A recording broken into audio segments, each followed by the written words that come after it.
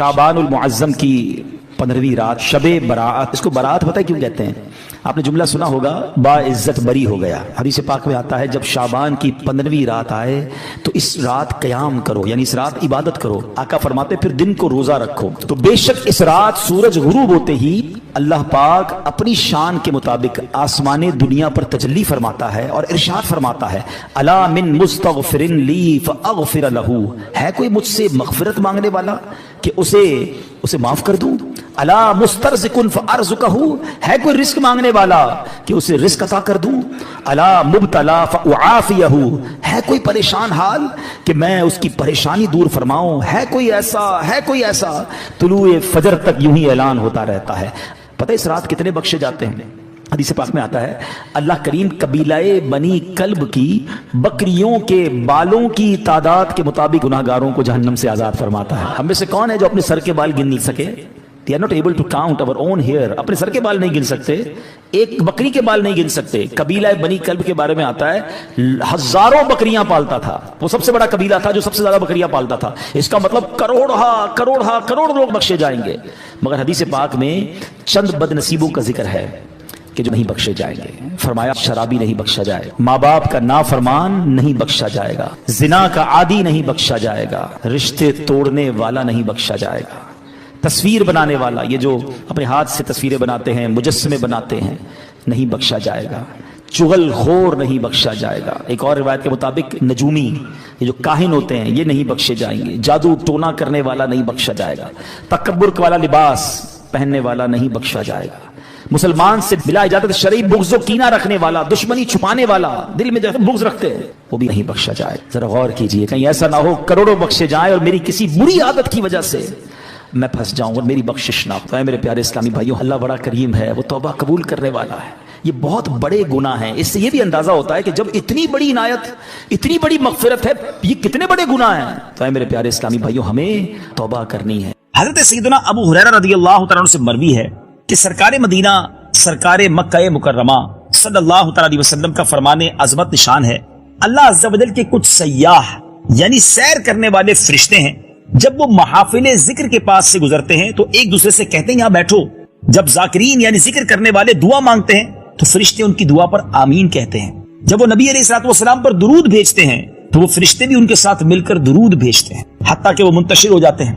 फिर फरिश्ते एक दूसरे को कहते हैं कि इन खुशनसीबों के लिए खुशखबरी है कि वो मगफिरत के साथ वापस जा रहे हैं। सुभान अल्लाह, सुभान अल्लाह। इस हदीस से क्या सीखने को मिला नाज़रीन? कि जिन महाफिल में अल्लाह और उसके रसूल का जिक्र होता है, अल्लाह के जिक्र के साथ साथ नबी पाक पर दुरूद और सलाम पढ़ा जाता है, वो नशिस्तें, वो महफिलें, वो हल्के मगफिरत के हल्के हैं, वो मगफिरत की गैदरिंग्स हैं।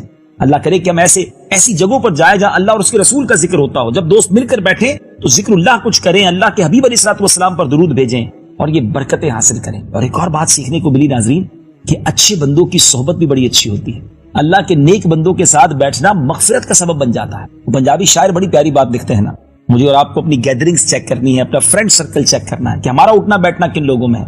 वो कहते हैं भले बदे दी सोहबत यारो जिवें दुकान अत्तारा, सौदा भावे मुल्ले न लइए हुल्ले आन हजारा। वो कहते हैं कि अच्छे बंदे की जो सोहबत है ना, वो इत्र वाले की दुकान की तरह है, परफ्यूम शॉप की तरह है। आप पैसों से इत्र खरीदे ना खरीदे, खुशबू फिर भी आ जाती है, सैंपल फिर भी लगा दिया जाता है। यानी बेनिफिट ही होता है नेक लोगों की सोहबत में बैठने का। लेकिन जो लोग बुरे लोगों के साथ बैठते हैं, उधर अगला पार्ट सुनिए। वो शायर लिखते हैं बुरे बंदे दी सोहबत यारों जिवे दुकान लोहारा, कपड़े पावे कुछ कुछ पहिए चिंगा पैन हजारा। वो कहते हैं कि जो बुरे लोग होते हैं ना, अल्लाह के नाफरमान होते हैं, उनकी सोहबत ऐसी है, उनका करीब जाना ऐसा है जैसे आप लोहार की दुकान पर चले जाएं। कपड़े कितने ही बचा लें, लोहार की दुकान पर चिंगारियां उड़ती हैं और वो कपड़ों में सुराख कर ही देती है। जो लोग कहते हैं ना मैं दोस्तों के साथ बैठता हूं, मैं शराब नहीं पीता, वो पीते हैं, मैं जुआ नहीं खेलता, बस दोस्त खेलते, मैं तो कंपनी देता हूं। नहीं नाज़रीन, हमें ऐसे लोगों के साथ नहीं बैठना जो अल्लाह की नाफरमानी करते हैं। हमें उन जगहों पर जाना है कि जहां जाने से मगफिरत की खैरात मिल जाए, उन नेक लोगों पर रहमतें बरसे और उसका हिस्सा हमें मिल जाए। तो ये हदीस का पैगाम भी आपको देना था। और अब चलते हैं पैगाम कुरान की। आज का जो टॉपिक है वो बड़ा ही निराला है और बड़ा ही अनोखा है। कबूलियत दुआ का मकाम। वो कौन सा मकाम था कि जहां पर अल्लाह के नबी की दुआ कबूल हुई? सुभान अल्लाह। इस्लामी तारीख का एक ऐसा किरदार हजरत ईसा अलैहिस्सलाम की वालदा हजरत मरियम रज़ियल्लाहु ताला अन्हा का है कि जब जब उनके हालात जिंदगी पढ़ते हैं अकल हैरान हो जाती है। आइए कुछ अमेजिंग मालूमात آج کے پروگرام میں آپ کو دینے کی کوشش کرتے ہیں۔ حضرت عیسیٰ علیہ السلام کی والدہ ماجدہ حضرت مریم رضی اللہ تعالی عنہا کے والد کا نام عمران اور ماں کا نام حنا تھا۔ جب بی بی مریم اپنی ماں کے شکم میں تھی، پیٹ میں تھی، اس وقت ان کی ماں نے یہ منت مان لی تھی کہ جو بچہ پیدا ہوگا اس کو بیت المقدس کی خدمت کے لیے آزاد کر دوں گی۔ چنانچہ جب حضرت مریم پیدا ہوئی تو ان کی والدہ ان کو بیت المقدس لے کر گئیں۔ اس وقت بیت المقدس کے تمام عالموں اور عابدوں کے امام حضرت زکریا علیہ السلام تھے، جو حضرت مریم کے خالو بھی تھے۔ حضرت زکریا نے حضرت مریم رضی اللہ تعالی عنہ کو اپنی کفالت میں، اپنی پرورش میں لے لیا اور بیت المقدس کی بالائی منزل میں تمام منزلوں سے الگ ایک محراب بنا کر حضرت مریم کو اس محراب میں ٹھہرایا۔ چنانچہ حضرت مریم رضی اللہ تعالی عنہ اس محراب میں اکیلی عبادت میں مصروف رہتی، اللہ تعالیٰ کی عبادت میں مصروف رہتی۔ حضرت زکریا صبح و شام محراب میں ان کی خبر گیری کے لیے آتے اور خورد و نوش کا انتظام کرتے، ان کو کھانا وغیرہ بھی پہنچاتے۔ چندی دنوں میں حضرت مریم رضی اللہ تعالی عنہا کی محراب کے اندر یہ کرامت نمودار ہوئی کہ جب حضرت زکریا علیہ السلام محراب میں جاتے تو وہاں سردیوں میں گرمی کے پھل اور گرمیوں میں سردی کے پھل انہیں نظر آتے۔ حضرت زکریا علیہ السلام نے حیران ہو کر پوچھا کہ اے مریم، یہ پھل کہاں سے تمہارے پاس آتے ہیں؟ تو حضرت مریم یہ جواب دیتی کہ یہ پھل اللہ کی طرف سے آتے ہیں اور اللہ جس کو چاہتا ہے بلا حساب روزی دیتا ہے۔ حضرت زکریا علیہ السلام کو اللہ عز و جل نے نبوت کے شرف سے نوازا تھا، مگر ان کے کوئی اولاد نہیں تھی اور وہ بالکل ضعیف ہو چکے تھے۔ برسوں سے ان کے دل میں فرزند کی، بیٹے کی تمنا تھی۔ بار بار انہوں نے گر گڑا کر اللہ تبارک و تعالیٰ سے اولاد نرینہ کے لیے دعا بھی مانگی تھی، مگر خدا کی شان بے نیازی کہ ابھی تک انہیں اولاد نصیب نہ ہوئی تھی۔ جب انہوں نے حضرت مریم رضی اللہ تعالی عنہا کی محراب میں یہ کرامت دیکھی کہ اس جگہ بے موسم کا پھل آ جاتا ہے، تو ان کے دل میں یہ خیال آیا کہ میری عمر بھی اب اتنی ضعیفی والی ہو چکی ہے کہ اب میرے یہاں اولاد کے پھل کا موسم تو ختم ہو گیا ہے، مگر میرا رب جب چاہے اپنی قدرت کا نظارہ دکھا سکتا ہے۔ تو حضرت مریم رضی اللہ تعالی عنہا کی محراب میں انہوں نے دعا مانگی، اللہ سے پھر اولاد کی دعا مانگی اور اللہ تعالیٰ نے آپ کی دعا قبول کر لی اور بڑھاپے میں آپ کو فرزند عطا کیا، جس کا نام خود اللہ عز و جل نے یحییٰ رکھا، اور اللہ تعالیٰ نے ان کو بھی نبوت کا شرف عطا فرمایا۔ سبحان اللہ، سبحان اللہ۔ ناظرین، کیا کمال کی بات ہے۔ اب آئیے اس خوبصورت واقعے کو رب عز و جل نے قرآن پاک میں خود کیسے بیان فرمایا ہے، قرآن پاک کی تلاوت سنتے ہیں، اس کا ترجمہ سنتے ہیں اور پھر بات کو آگے لے کے چلتے ہیں۔ یہ واقعہ قرآن پاک میں 3 پارے سورہ آل عمران آیت نمبر 37 سے لے کر 39 میں موجود ہے۔ تو اسے اس کے رب نے اچھی طرح قبول کیا اور اسے اچھا پروان چڑھایا اور اسے زکریا کی نگہبانی میں دیا۔ جب زکریا اس کے پاس اس کی نماز پڑھنے کی جگہ جاتے، اس کے پاس نیا رزق پاتے۔ کہا اے مریم، یہ تیرے پاس کہاں سے آیا؟ بولی وہ اللہ کے پاس سے ہے، بے شک اللہ جسے چاہے بے گنتی دے۔ یہاں پکارا زکریا اپنے رب کو، بولا اے رب میرے، مجھے اپنے پاس سے دے ستھری اولاد، بے شک تو ہی ہے دعا سننے والا۔ تو فرشتوں نے اسے آواز دی اور وہ اپنی نماز کی جگہ کھڑا نماز پڑھ رہا تھا۔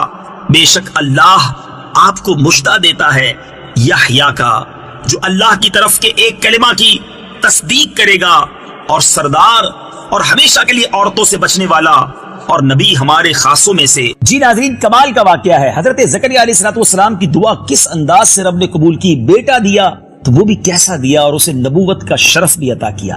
اس خوبصورت واقعے سے مجھے اور آپ کو آج کیا سیکھنا ہے؟ پہلی بات جو علماء نے لکھی کہ اس واقعے سے کیا معلوم ہوا کہ حضرت مریم رضی اللہ تعالی عنہا صاحب کرامت اور مرتبہ ولایت پر فائز ہیں، کیونکہ خدا کی طرف سے ان کی محراب میں پھل آتے تھے، اور وہ بھی جاڑوں کے یعنی سردیوں کے موسم میں گرمیوں کے پھل، گرمیوں کے موسم میں سردیوں کے پھل۔ یہ ان کی ایک عظیم و شان کرامت ہے جو ان کی ولایت کی شاہد ہے۔ اور یہاں ایک اور بات بڑی کیٹیگوریکلی کلیئر ہو جاتی ہے کہ اللہ کے ولیوں کی کرامت کا ثبوت تو قرآن سے موجود ہے۔ حضرت مریم نبی تو نہیں تھی نا، وہ تو ولیہ تھی، نیک خاتون تھی۔ تو جب قرآن ذکر کر رہا، یہ واقعہ آپ نے سنا، قرآن میں بھی تلاوت سنی آپ نے، جب قرآن اللہ اپنے نیک بندوں کے بارے میں خود ہمیں قرآن کے ذریعے بتا رہا ہے کہ ان کی کرامتیں پاسبل ہیں، تو اگر آج کوئی کسی اللہ کے ولی کی کرامت کو بیان کرتا ہے تو اس میں کوئی کانفلکٹ نہیں ہے۔ کرامت کا ثبوت تو قرآن سے موجود ہے نا ناظرین۔ اور اسی طرح ایک اور بڑا خوبصورت واقعہ آپ نے سنا ہوگا کہ حضرت سلیمان علیہ السلام جب ملکہ بلقیس کا تخت لانا چاہتے تھے تو ملک شام سے یعنی مصر سے وہ بہت دور تھا، ہنڈریڈز مائلز دور تھا اور بہت بڑا تخت تھا، مگر قرآن کہتا ہے نا کہ آپ کے ساتھ بیٹھے ہوئے ایک ایسا شخص جس کے پاس کتاب کا علم تھا، ان کے بارے میں بتایا جاتا ہے ان کا نام آصف بن برخیہ تھا، اور انہوں نے کہا تھا کہ حضور میں آپ کے پلک جھپکنے سے پہلے وہ تخت یہاں لا سکتا ہوں، اور ایسا ہی ہوا۔ قرآن میں اس کا ذکر ہے. تو اب بتائیے نا کہ جب قرآن اولیاء کرام کی، اللہ تعالیٰ کے نیک بندوں کی کرامتوں کو ذکر کر رہا ہے تو پھر ہمیں کیا پرابلم ہے؟ اللہ تعالیٰ جسے چاہے جو اختیار دے. مگر اس کرامتوں کے بارے میں جو کنفیوژن پیدا ہو جاتی ہے وہ میں آج کلیئر کر دیتا ہوں. بیسیکلی اگر کوئی شخص یہ سمجھتا ہے کہ اگر اللہ کا کوئی ولی، صحابی رسول یا نبی جو اس طرح کی کرامت یا اس طرح کی کوئی مدد فرماتے ہیں وہ اپنی طرف سے فرماتے ہیں تو یقیناً یہ شرک ہے.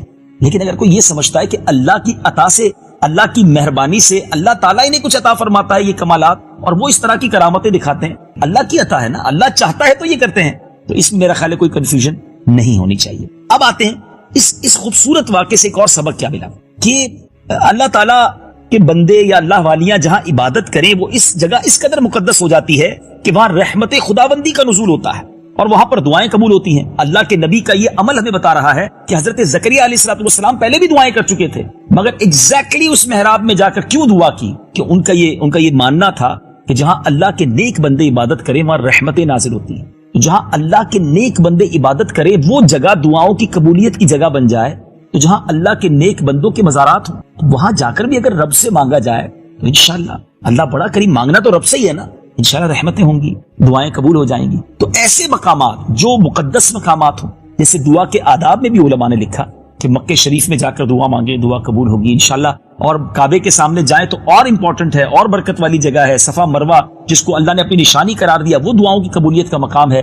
تو مکہ پاک اور مدینہ طیبہ تو پورا کا پورا ہی دعاؤں کی قبولیت کے مقام ہے. اور پھر وہ تمام جگہیں جن کا ذکر قرآن میں عزت کے ساتھ، احترام کے ساتھ بیان ہوا، ان جگہوں پر جا کر دعائیں مانگیں، اولیاء کرام کی قرب میں جا کر دعائیں مانگیں تو ضرور انشاءاللہ دعائیں قبول ہوں گی. اور ایک اور بات بھی سیکھنے کو ملی ناظرین، کہ بظاہر تو حضرت زکریا علیہ السلام بہت ضعیف ہو گئے تھے. ایک طرح سے انسان اس عمر میں جا کے مایوس ہو جاتا ہے، مگر آپ نے ہمت نہیں آ رہی، آپ نے دعا کی، اللہ کی رحمت سے مایوس نہیں ہوئے. بہت سارے ناظرین ایسے ہوتے ہیں جو اگر کسی مشکل میں آ جائے نا اب مایوس ہو جاتے ہیں کہ نہیں جناب میرا تو مسئلہ حل ہی نہیں ہو سکتا، میں تو اب اتنی بڑی پرابلم میں آ گیا ہوں، میں نکل ہی نہیں سکتا، اب میرے لیے ناممکن ہے اس پرابلم سے باہر آنا. ہو سکتا ہے اس وقت مجھے کوئی بیمار دیکھ رہے ہوں، پریشان حال دیکھ رہے ہوں، قرضے میں ڈوبا میرا کوئی بھائی مجھے دیکھ رہا ہو، یا گھریلو پریشانیوں میں کوئی ڈوبا ہوا شخص دیکھ رہا ہو. ایک بات سمجھیے ناظرین، میری اور آپ کی جو پرابلم ہے نا وہ ہمارے لیے بہت بڑی ہے مگر وہ اللہ کے لیے بہت بڑی نہیں ہے. ان اللہ علی کل شیء قدیر، میرا رب جو چاہے وہ کر سکتا ہے. میں اور آپ سمجھ رہے نا کہ پرابلم یہ پاسبل ہی نہیں ہے. نہیں ناظرین، میرے اور آپ کے لیے پاسبل نہیں ہے، رب کے لیے تو پاسبل ہے نا. وہ ہمارا جب مددگار بن جائے، ہم اس سے دعا مانگے، اس کی بارگاہ میں گر گڑائے، وہ کرم فرمائے، ہر مشکل سالو ہو سکتی ہے. میں اس کو ایک فزیکل، ایک نارمل سی ایگزامپل کے ذریعے سمجھاتا ہوں. آپ نے دیکھا ہوگا گھر میں بھی بعض اوقات چونٹیاں ہوتی ہیں. اگر کوئی چونٹی سفر کر رہی ہے، جا رہی ہے، اور آپ اس کے آگے ایک سیب رکھ دیں، اس چونٹی کے ساتھ کیا ہوگا؟ وہ تو رک جائے گی، اس کو تو ایک بہت بڑا پہاڑ سامنے نظر آئے گا، وہ سیب کو ہٹا بھی نہیں سکے گی اور وہ سمجھے گی کہ ابھی راستہ بلاک ہو گیا ہے. ایسا ہی ہے نا.